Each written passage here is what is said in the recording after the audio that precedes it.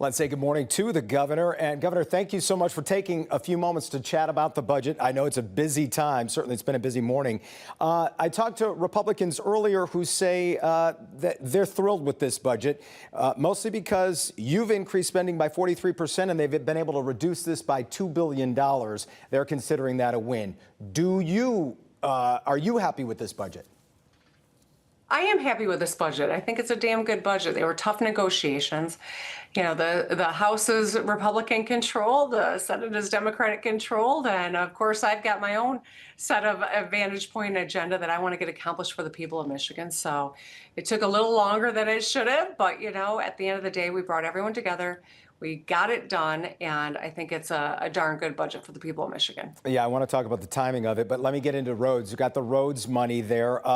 To do that, you had to get a 24% tax on marijuana. Now, for an industry that's already paying a sales tax and another 10% tax, do you think it's fair to add that 24% on top of all of that for marijuana owners?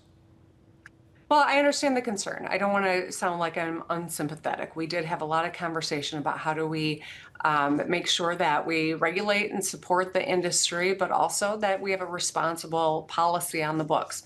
You know, the 24% actually makes us commensurate with other states in our region. It is not out of line, and it's not even close to the tobacco tax on tobacco products or taxes on alcohol. So was a negotiated number that was arrived at, and I think that it is something that will ensure that we can continue to provide services to people and that the industry can still thrive. Leading up to this, when we talk about the timing and why this kind of went into overtime, we heard a lot of rhetoric, some press conferences, both from Speaker of the House Matt Hall and Majority Leader Winnie Brinks, really going at each other. When that happens, what did you do? How did you deal with that? Did you kind of play peacemaker or just let them work this out? Oh no, we were at the table throughout, and you know, I have been working really hard to have a good working relationship with both leaders. It's never assumed. Relationships take work, and it's something that I put a lot of effort into because my job is to deliver for the people of Michigan.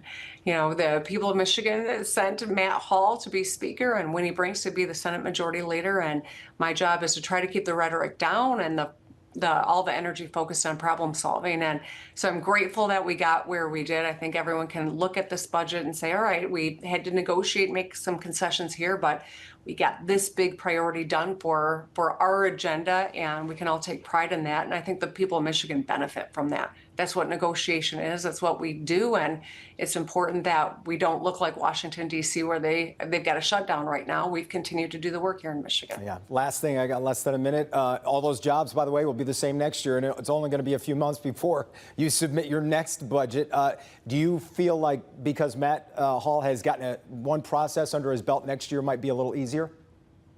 I hope so. You know, election years are never simple, but sometimes budgets move faster in election years because I think legislators are eager to get home and get connected to their constituency before elections time. So I'm hopeful that it moves smoothly and faster next year. And like you said, my team, I'm telling everyone, get some sleep this weekend. They've been working 24/7 weeks on end, but we got to get right back at it on Monday and get ready for next year. Governor Gretchen Whitmer, always appreciate the time. Thanks so much. Thank you. Go Lions and go Tigers. And go State. Go Blue. Go everybody. Thanks, Governor.